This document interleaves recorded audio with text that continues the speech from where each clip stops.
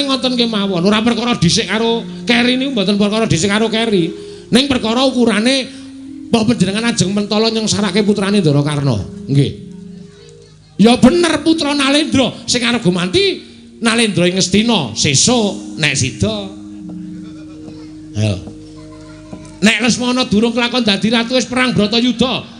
Kurawa mati kabeh, Lesmana mati. Aja mari dadi ratu. Nggih ta? Mila ketatipun penggalih kanthi ingkang sak sae-saenipun, ngoten. Ketatipun penggalih ingkang sak sae-saenipun sampun ngantos panjenengan luput mangke menawi lepat panjenengan getun piyambak. Nuwun sewu, Ger. Nuwun sewu. Menapa dipunilani kula sambek rembak kalian Petruk. Rembakipun Petruk ingkang pungkasan menika sajaipun dudul manah kula. Bapa Durna kula aturi sabar sawetawis. Kula tiyang sepuh, Ger. Kula tiyang sepuh. Kula mboten badhe menapa-menapa. Namung nglempengaken dhateng ucapipun Petruk ingkang sajaipun ngias dhateng putra Ngastina inggih menika wayah kula Lesmana Mandra Kumara. Kula sumanggaaken Petruk. Nun. Kosek. Perkara rembugan golek boyong Werkudara, lah kok dadi kowe ngelek-elek kalau putuku Lesmana Mandra Kumara. Kuwi niatmu kepiye? Kowe kena kepengin boyong Werkudara. Neng ya rembugan sing apik-apik, ora dadak ngelek-elek kalau Lesmana Mandra Kumara. Nuwun sewu, ora perkara ngelek-elek, ning nyata apa ora? Lho, ha iya. Nek ora usah diomongke nang sapa-sapa. Kabeh padha ngerti nek putra Ngastina iki pancen kurang ganep. Nek ora usah dibiyawarake nang ngarepe piyai akeh kaya ngene iki. Perkara dibiyawarake apa ora niku nuwun sewu. Niki cara kula supaya iso mboyong Ndara Werkudara. Mergo nek ora iso mboyong Ndara Werkudara, niki kula tekan negara Madukara, Kasatriyan Madukara kula dipanteni karo Ndara Janaka. Kula ya iman karo nyawamu. Nek perkara dipanteni mbok ya kowe iki mati ya wae ora apa-apa, Petruk. Ora apa-apa. Wong kowe iki urip ya ketingsang-tingsang. Urip kedungsang-dungsang, urip ya gendandapan, utang rono, nutup rono, utang rono, gali lubang tutup lubang. Nah aku menawa tak tutup terus. Lho, ngono lho, kowe kudune mikir, aja sampe naik dhewe. Kula mboten kok sampe naik dhewe ning kabeh niku rak nganggo dirembuk, ngoten lho. Niku rasa nyalahke karo Petruk, awi to, do pinter-pinteran glembuk Ndara Puntadewa supaya iso mborong Ndara Werkudara. Lho, aneng kowe ngluput ki kono kowe ngece karo anak Ngastina. Kula ora ngece. Niat kula niku mboten ngece. Nek ngaturke apa anane, kuwi tegese kowe kleru. Wong apik-apikan padha golek rembugan sing apik-apik kok kowe ngece karo anak Ngastina kuwi tegese kowe kleru. Mboten kleru, wong itu pra kula mboten kleru. Kaya ngono kok kleru. Ah, kowe iki pancen kaya kok. Hei! Selera. Gerangan cerewet. Bodona. Wonten dawuh. Niki teng pundi? Niki teng Pasewakan. Niki teng Datulaya. Niki nganggo tatanan, ora ning pasar. Ora ning terminal sampe naik dhewe. Syukur.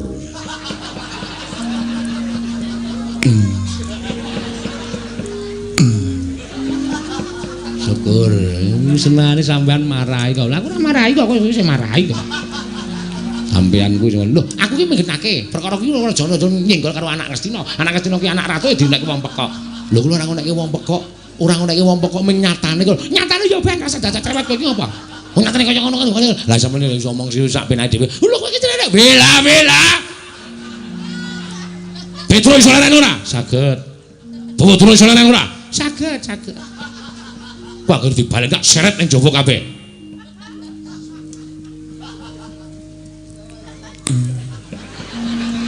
Kowe ngapa tanganmu ngapa ngono? Tanganmu ngapa ngono?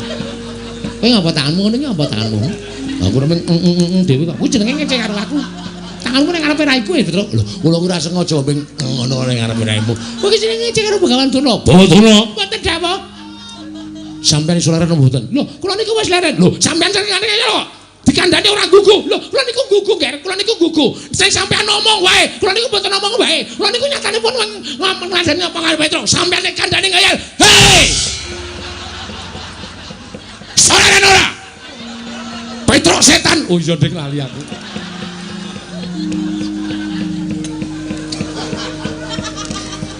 Mungsuh kok Petruk. Ya mesti ketikel-tikel ya Petruk. Hei, us.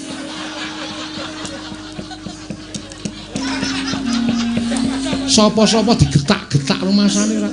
Aku ki Ratu Ndarawati di hei. Hei.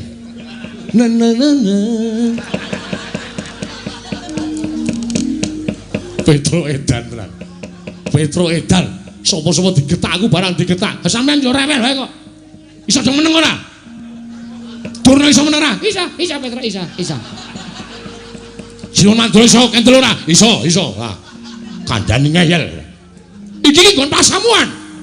Nggon pasimakan ora sampeyan dhewe. Diapure.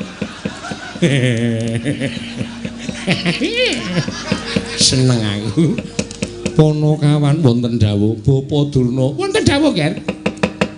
Mangke kula ingkang badhe dangu dhateng Werkudara saenipun Petruk kalian Bapa Durna nengga wonten ing Jawi. Ngentosi menapa ing dipun aturaken kadang kula ing Jodipati. Bapa penembanten. Oh inggih ngestaken dawuh. Nah ngaten kula pareng kula madhal pasilan sinuwun. Sing ati-ati aja kaya bocah cilik. Kemareng kula madhal pasilan sinuwun sing ngatos-atos Bapa Durna sampun kados laris kawit.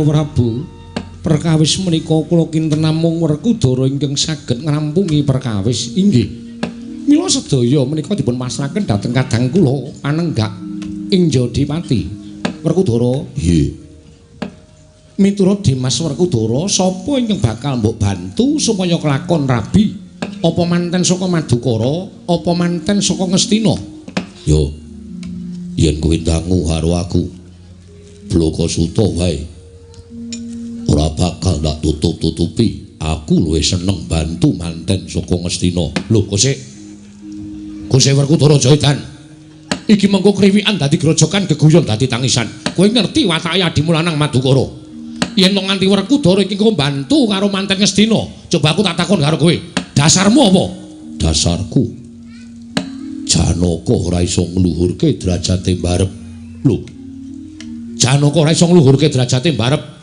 tegese kongkonan batur apa Madukara kuwi ora ana piyayi sing iso ngluhurke barep kakangku sing angka loro Duryudana luwih ngluhurke derajate barep utusan karo Begawan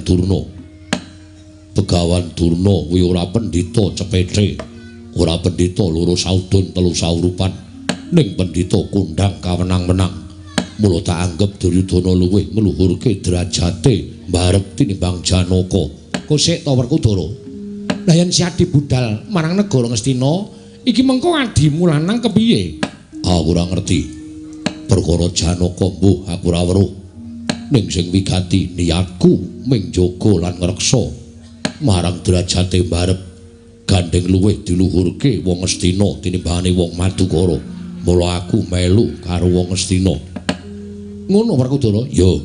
Ya wis to yen pancen kaya mengkono pun Kakang mung kari manut Kresna terus sabanjure iki piye mengko nek nganti Janaka nesu Koko Prabu kula kaliyan Madukara Kanjeng Koko Prabu enggal tedhak wonten negari utawi kasatyan Madukara ngrepa dhateng kadang kula Madukara oh ngono inggih ya aku mung kari manut Yayi kula nyuwun pamit bidal dinten sak mangke lumarep wonten kasatyan Madukara tetinju dhateng kadang kula sumanggaken nggih Yayi Kula nyuwun pamit bidhal dhateng Madukara tetinju dhateng kawontenanipun kadang kula Madukara. Kula semanggaken Koko Prabu sumangga anggenipun badhe ngrangkani dhateng penggalipun kadang kula Madukara. Nggih, nyuwun tambah pangestu. Inggih Koko Prabu mugi ngatos-atos samudayanipun pinanggiya sae. Ingkang kula acap namung mekaten. Werkudara. Nggih. Gandeng Siadi wis nemtokake yen ana bobol boroting lelakon Siadi ingkang nanggung. Ya, aku sagu nanggung jagung bakarane barep kakangku. Iya Dimas. Nek kula sedewa, kula wonten timbalan. Iya kula wonten timbalan Koko Prabu. Budalna kang padha sebengsun kundur ngedaton. Kawula ana ngestaken dawuh. Kaya wis ora ana dawuh maneh Yayi Nakula Sadewa. Purna gatining paranggilan. Sanul sasukundul ngedaton jeluk saking dampar kencana kinapit gambaran gading. Kadheraken sangganing Puromban Cedi manggung ketanggung Joko paloro-loro. Ing sami ngampil patraning Prabun. Gawis dengan saking Mandra tindak nyosri Naranata. Lamun katinon saking Mandrawa kaya tansah sesanti kamulyane.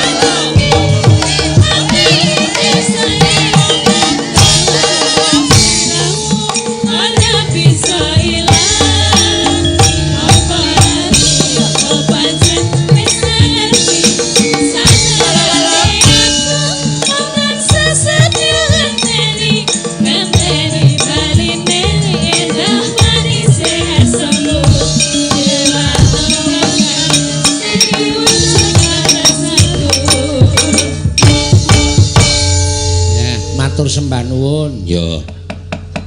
Esti apa jenenge buka nganggo tembang kangen no. Ya, swasana ana ing jroning limbukan bengi iki acarane iki kaya kejugrukan Wukir Sari kelepaning Samudra Madu. Ya. Wayang sing saiki wis arang-arang ditimbali ana ing acara resepsi pernikahan utawa kitanan bengi iki awak dhewe ditimbali karo keluargane Bapak Riyono lan Ibu Setyorini. Ya, nggone duwe gawe utawa kagungan hajat ngunduh pinanganten sapa? Panjenengane Mas Muhardian Akbar Ritana SE sarjana ekonomi karo Mbak Dian Nadia Paramita sarjana ekonomi putri Bapak Sugito. Oh iya. Dan Suparmi, ya kakung putri sarjana ekonomi ngirit. Iya.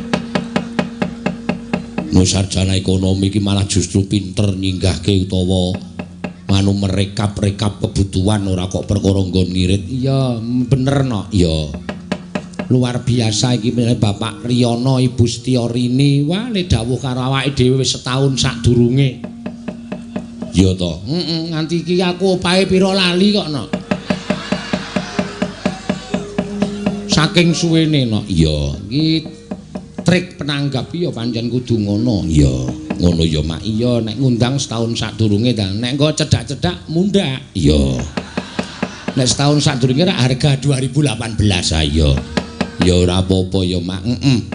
Panjenengane putra Bapak Riyono Ibu Setyorini. Ya, muga-muga sakinah mawaddah warahmah. Ya. Merga wong napaki gapuraning urip utawa wis napak urip ing ana ing tengah-tengah kuwi wis ngrekoso ya ora gampang lan ora enteng ngono ya Mak. Iya. Saiki wis kudu ngembat marang Bali Wisma ya bab apa wae kudu dirembug piyai loro panjenengane Mas Muhardian karo Mbak Dian Nadia Paramita. Ya. Lan ninggal pinaringan momongan kuwi dadi talining tresna. Ya. Sing panjenengane Bapak Riyono ya wis kepi-kepi lan kumacelu momong mantu ngemban putu mestine pancen ngono. Nek ya tak weling aja bayi lahir ceprot kok terus didulang empek-empek. Ha iya. Kesereden kok. Ha iya.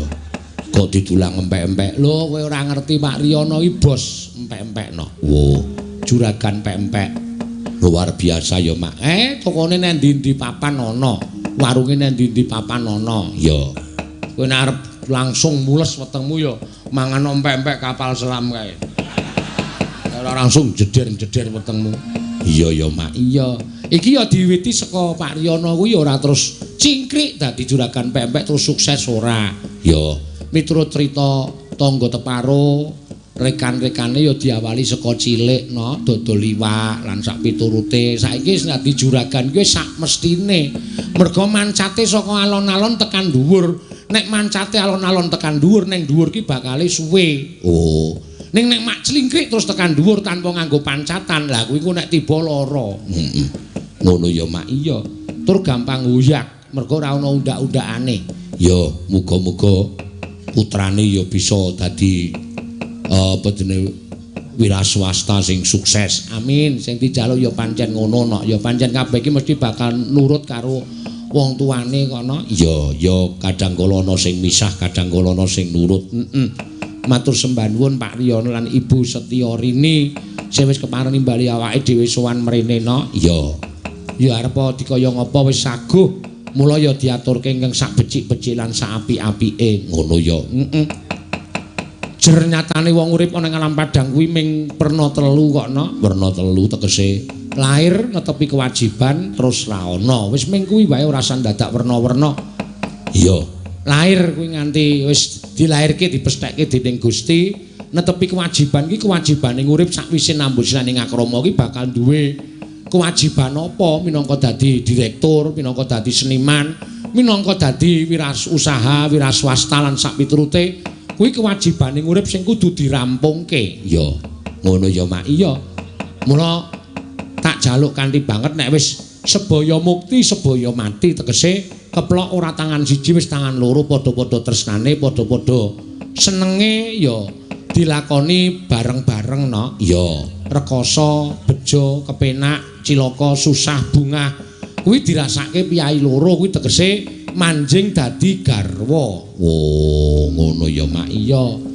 Garwa kuwi rong pribadi wis dadi sak badan, duwe ancas gegayuhan urip ingkang ditunggalake. Mula gegayuhane sing kakuru sing putri aja geseh, manunggal dadi siji. Ayo Bu, kae dijongko. Ayo Pak, kae digayuh. Kuwi wong loro kabeh, mula garwa. Iya. Ana sing ngartekke garwa iki sigar karo dawa. Kowe tak antil lho no. Urung-urung kaya kaya ngono. Lah ku ya bener sing jeneng wong urip alam padang iki kudu nglakoni penyigaran. Iya. Iya. Wis engko tak atekke suatu saat kapan-kapan no. Iya. Iya pancen ya mak iya. Matur sembah nuwun. Ya wis wis piye nek sing jeneng nang nggon apa jeneng iki muni gajat manten apa sunatan ngono kuwi wis ora bakal kepiye-kepiye no. Iya. Kancaku mau disuguhi kaget kok. Njukuk iwak lho kok gede-gede. Ayo kuwi jatahe semono-semono. Ora kaya nek ning instansi. Mesti dus-dusan. Iwake cilik-cilik kae. Kadang kala ayam goreng ming gemak dijembeng. Dikai glepung gede banget dadi dicuwili gepunge iwake ming cilik ngene iki kaya emprit. Iya. Iya ya mak ya seneng banget mula. Wah, tonjol do nggutukke no. Iya. Ana sing mangan sawi tok barang kok mau. Iya. Sopo? Aku. Oh. Iya. Matur sembah nuwun. Ya. Ayo iki ora mung ijen no ning uga ngrawake bintang tamu saka Kayangan Suralaya. Iya. Kok Kayangan sebutane nek Gunung Kidul kadang ana sing ning Kayangan ngono kae. Iki ning Gunung Kidul iki ya isih klebu Ngayogyakarta. Pepundenku Mbah Waluya saka Nglipar Gunung Kidul karo Mbak Suhin. Oh iya. Ngono ya Mak. Diaturi tindak munggah panggung kene ayo padha suka-suka parisuka mangun sukaning manah. Iya. Klintang-klintang numpak androng abel klingklong.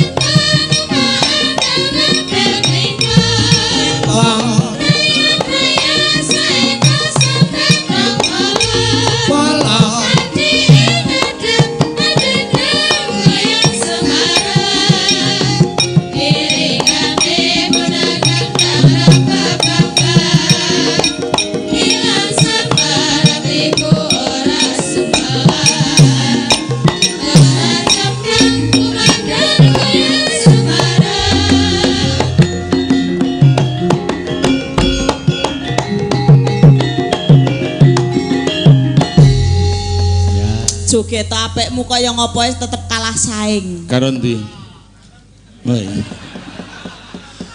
Joget apik kaya ngopo sik kalah karo toko cat. Kok iso? Toko cat. Toko cat ngarepane joget sedina dek ora meneng. Lah kae mergo isine anu kok ya udara kok ya dienggo iklan kae iku ora joget, Mbak. Iya. Wah. Jogete Gunung Kidul, Gunung anu toko cat Gunung Kidul karo Jogja beda. Beda to? Nek sing Gunung Kidul kepiye? Lah nek sing Jogja ku nek kok anggere entek angine kelem. Nek sing Gunung Kidul? Gunung Kidul gandeng ya meng desa ya meng cukup ngene iki ta. Oke iki dasare merek cat sing beda. Ora, sampean kok apal ki wis tau nyambut gawe nang kono dadi kuwi, Pak. Lah ampun wong niki kuli bangunan kok. Nggih. Kula nuwun Mbak Cange. Nggih, monggo Mbak Waluya. Nggih, wah sowan ning daleme Pak Yono atau Pak Tono wah. Nggih. Subya suhin sing isin-isinke mentang-mentang wong desa. Kok njut ngisi-ngisi. Isin-isinke piye? Wah piye pepek yo entek, iwak pitik yo entek, lemper entek, roti entek. Lah jare kon ngrahapi. Aku ki mbaten iki bojoku ki penyanyi dagelan apa jugangan aku kok apa-apa karep aku. Oh, kuwi karo sing wedok kaya iki ki acarane mantenan lho, Mbak. Aja sok ngunekke sing putri jugangan kok ndak mantene tiru-tiru ora apik. Mboten bojo kula kok ning sing kula anu kok. Perkara mantenan kula niku njut dadi jengkel sprene kalih bojo kula. Kula niku rak ya meri to Mbak Cange. Kok meri pripun? Lagi nek jaman sakniki nek jenenge mantenan niku rak ya apa-apa digawa. Sanggan enten napa-napa. Lah kula niku dipek Waluya niku blas ten nggen kula ora tau gawake apa-apa. Lho, kudune ana asok tukon niku to? Blas niku mboten ngekeki kula apa-apa. Ora lah kowe iki paitane apa, Mbah Mingan? Gawan bayi. Lah kok gawan bayi? Ora pahitane gawan bayi maksudnya apa? Nyawa. Ra. Lah apa? Sifat ganep mungan. Ya Umume iki ya nek wani rabi